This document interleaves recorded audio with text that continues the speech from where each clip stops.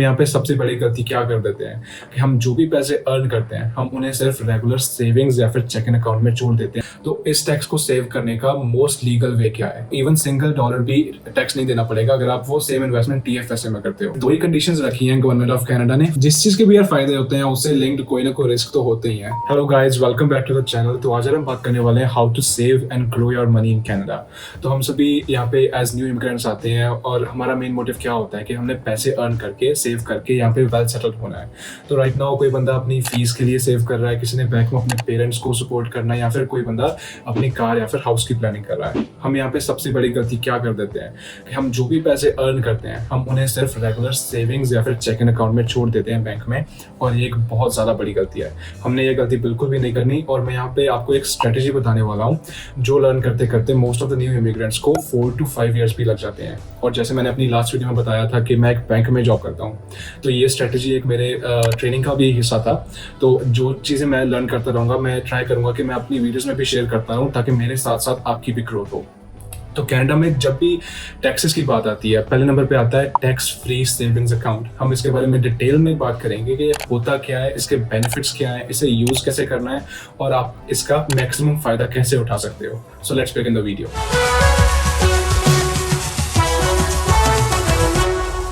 Video start करने से पहले अगर आपने चैनल को सब्सक्राइब नहीं किया तो यार सब्सक्राइब जरूर कर लेना। इससे मुझे भी मोटिवेशन मिलती रहेगी और आपको भी मैं वैल्यूएबल कंटेंट प्रोवाइड करता रहूंगा। हम जब भी कनाडा में पैसे अर्न करते हैं, चाहे वो किसी भी सोर्स से हो, चाहे वो आपकी एम्प्लॉयमेंट इनकम है उस पर अराउंड 20 to 25% टैक्स लगता है, चाहे आपका बिजनेस हो उस पर टैक्स लगेगा, और या फिर आप कोई इन्वेस्टमेंट करते हो जैसे कि स्टॉक्स या फिर म्यूचुअल फंड्स में, उस पर भी आपको अराउंड 15 to 20% टैक्स लग जाता है। तो इस टैक्स को सेव करने का मोस्ट लीगल वे क्या है? यहाँ पे बात आ जाती है टैक्स फ्री सेविंग्स अकाउंट की। इसका नेम थोड़ा सा मिसलीडिंग है।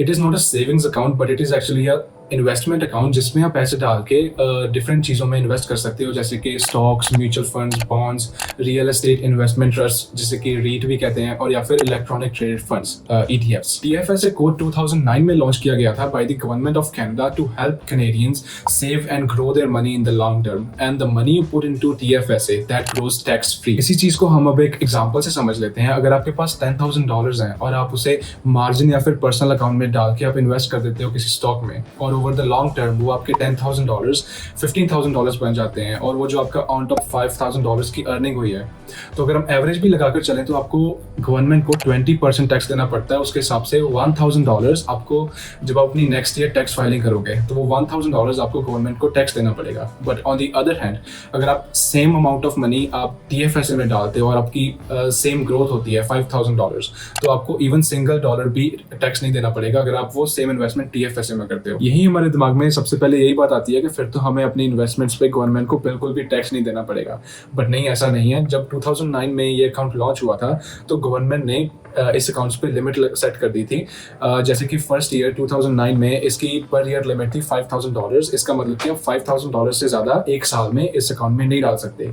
2010, 2011 एंड 2012 तक इस अकाउंट की लिमिट पर ईयर सेम ही रही थी, जो कि थी $5,000। बट इस अकाउंट में कंट्रीब्यूशन लिमिट का थोड़ा थोड़ा इंक्रीमेंट होता गया पर ईयर, और जो राइट नाउ 2023 की लिमिट है वो है $6,500। तो मैं यहाँ पे चार्ट भी ऐड कर रहा हूँ, आप जस्ट आइडिया ले सकते हो कि किस ईयर में इस अकाउंट की कितनी कंट्रीब्यूशन लिमिट थी। अगर आपको लगे कि आपने इतनी ज़्यादा बड़ी अपॉर्चुनिटी मिस कर दी है और आपको सिर्फ 2023 की ही कंट्रीब्यूशन लिमिट मिलेगी जो कि है $6,500, तो मैं आपको बता दूँ कि आप जिस भी ईयर में इस अकाउंट के लिए एलिजिबल हुए थे, जैसे कि 2020 में अगर आप एलिजिबल हुए इस अकाउंट के लिए, राइट नाउ 2023 चल रहा है, तो आपको इन 4 सालों की 2020 से लेकर 2023 तक आपकी जो लिमिट है वो एक्यूमुलेट होती रहती है और वो आप इस साल यूज कर सकते हो। मैं अगर अपनी बात करूं तो मैं 2021 में एलिजिबल हुआ था TFSA के लिए। तो मेरी क्या लिमिट होगी अगर मैंने कभी भी TFSA में पैसे नहीं कंट्रीब्यूट किए?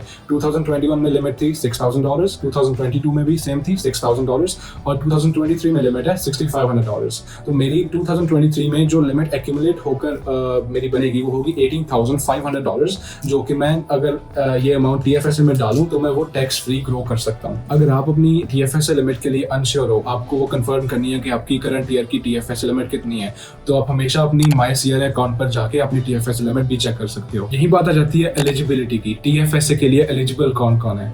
तो इसकी सिर्फ दो ही कंडीशंस रखी हैं गवर्नमेंट ऑफ कनाडा ने। First, you should be at least 18 years of age. Second, you should be a resident of Canada, not a permanent resident, but even if अगर आप स्टूडेंट परमिट या फिर वर्क परमिट पे भी हो, फिर भी आप अपना TFSA अकाउंट खुलवा सकते हो। TFSA अकाउंट ओपन कहाँ से करवाना है? हमारे पास यहाँ पे 2 ऑप्शंस होते हैं। या तो आप किसी भी बैंक में विजिट करके अपना अकाउंट ओपन करवा सकते हो, जैसे कि TD, स्कॉशिया बैंक और CIBC। दूसरा ऑप्शन आ गया, आप किसी भी प्राइवेट ब्रोकर के थ्रू अकाउंट ओपन करवा सकते हो, जैसे कि अगर आप अपने फोन में एप्लीकेशन डाउनलोड कर लो, वेल्थसिंपल और क्वेस्ट्रेड। यहाँ पे आप अपनी इन्वेस्टिंग जर्नी इजिली स्टार्ट कर सकते हो। तो यही मैं आपको बता दूं कि आप जितने चाहो उतने TFSA अकाउंट्स खुलवा सकते हो। फॉर एग्जांपल एक TD बैंक में, एक स्कॉशिया बैंक में, और आपने खुद से ऑनलाइन वेल्थसिंपल पे ओपन कर लिया, तो आपके पास टोटल 3 अकाउंट्स हो गए यहाँ पे। बट आपकी जो टोटल कॉन्ट्रीब्यूशन लिमिट है, इन माई केस इट्स $18,500, तो इन तीनों अकाउंट्स में मिलाकर मैं $18,500 से ज्यादा मैं नहीं इन्वेस्ट कर सकता। TFSA की बेस्ट बात तो ये है कि इस पे किसी भी तरह की कोई भी फीस नहीं लगती, ना ही कोई अकाउंट ओपनिंग फीस, ना ही कोई मंथली फीस, और जब आप पैसे विड्रॉ भी करते हो तब भी इस अकाउंट पे कोई फीस नहीं है। TFSA को यूज करने के कुछ रूल्स भी हैं। फर्स्ट रूल तो ये आ जाता है कि जो आपकी ईयरली कंट्रीब्यूशन लिमिट है, जैसे कि 2023 की है $6,500, तो आपको ये लिमिट है जो ईयरली, वो आपको 1 जनवरी अवेलेबल हो जाती है। सेकंड रूल आ गया TFSA विड्रॉल के बारे में। अगर आप टैक्स फ्री सेविंग्स अकाउंट में से कोई भी अमाउंट विड्रॉ करते हो, तो आप उस करंट ईयर की वो उतनी लिमिट लूज कर देते हो। इसी चीज को हम थोड़े सिंपल वर्ड्स में एक एग्जांपल से समझ लेते हैं।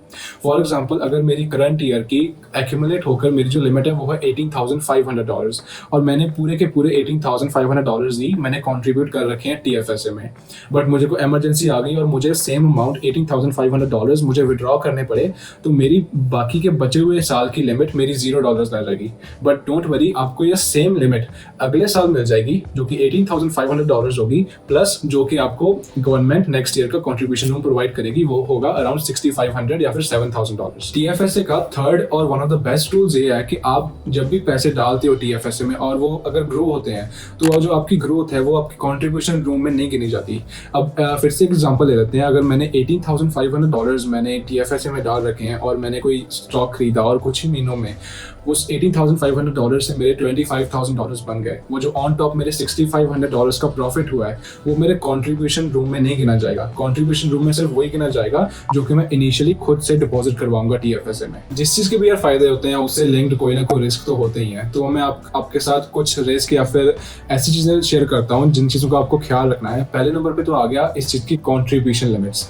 जो कॉन्ट्रीब्यूशन लिमिट्स है TFSA की, ये आपके अगेंस्ट भी वर्क कर सकती हैं, और आपको इस चीज़ का बहुत ज़्यादा ख्याल रखना है। अगर हम एग्जांपल से बात करें, मेरी एग्जांपल दोबारा से लें, मेरी कंट्रीब्यूशन लिमिट है $18,500, जो कि मैंने पूरी की पूरी फिल कर रखी है, और मैंने कुछ स्टॉक खरीद लिया इन $18,500, बट मेरी वो बैड इन्वेस्टमेंट थी, मेरे वो बचकर रह गए $4,000, और मैंने वो कर लिया विड्रॉ। तो मेरी जो नेक्स्ट ईयर की कंट्रीब्यूशन लिमिट होगी वो सिर्फ रह जाएगी $4,000 plus next years contribution room, जो कि गवर्नमेंट प्रोवाइड करती है। But this thing goes both ways. अगर मैंने $18,500 की इन्वेस्टमेंट की, और वो इन्वेस्टमेंट बहुत अच्छी गई, और उसके $50,000 बन गए, और मैं वो $50,000 विड्रॉ कर लेता हूँ इस साल, तो मेरी नेक्स्ट ईयर लिमिट हो जाएगी $50,000 plus next years contribution room provided by the government. हमारा थर्ड रूल आ गया ओवर कंट्रीब्यूशन इन TFSA। तो आप इस वर्ड से समझ गए होंगे कि अगर आप अपनी लिमिट से ज्यादा TFSA में कंट्रीब्यूट करते हो, तो उस पर आपसे गवर्नमेंट टैक्स लेगी। अब यहाँ पे मैं अपनी फिर से एग्जांपल ले लेता हूँ। मेरी अगर लिमिट है $18,500, और मैं गलती से TFSA में $20,000 डाल देता हूँ, और मैंने जो ओवर कंट्रीब्यूट किया है वो $1,500, तो उस पर गवर्नमेंट मेरे से 1% ईच मंथ टैक्स लेगी, जो कि हो गया 12% टैक्स पर ईयर। तो यार मैं तो यही कहूंगा कि अगर आपने गलती से ओवर कंट्रीब्यूट कर भी दिया है TFSA में, तो आप जल्दी से जल्दी विड्रॉ कर लो, नहीं तो आपको वो 12% टैक्स देना पड़ेगा अपनी ओवर कंट्रीब्यूशन पे। हमने यार TFSA के बारे में पूरी बात कर ली कि TFSA होता क्या है, इसके बेनिफिट्स क्या है, और आपको किन किन चीज़ों का ख्याल रखना है TFSA में पैसे इन्वेस्ट करते टाइम। अब हम एंड में बात कर लेते हैं कि मेरी इन्वेस्टमेंट स्ट्रेटेजी क्या रहेगी, और आपको TFSA के रिगार्डिंग क्या करना है। पहले नंबर पे आपको 2 अकाउंट्स खोलने हैं, 2 TFSA अकाउंट्स। पहला तो होगा आपका ऑनलाइन, जो आप वेल्थसिंपल या फिर क्वेस्ट्रेट पे ओपन करोगे और वहाँ पे आप स्टॉक्स या फिर EFTs में इन्वेस्ट करना स्टार्ट करोगे, बट मेक श्योर दैट आप पहले इन्फॉर्मेशन इकट्ठी करो इन्वेस्ट करने से पहले। हमारा जो दूसरा TFSA अकाउंट होगा वो हम ओपन करवाएंगे एक बैंक में। हमारे यहाँ जो सभी सेविंग्स है वो हम सिर्फ स्टॉक्स, EFTs या फिर म्यूचुअल फंड्स में तो नहीं इन्वेस्ट कर सकते, हमें थोड़ा एक स्टेबल ऑप्शन भी चाहिए।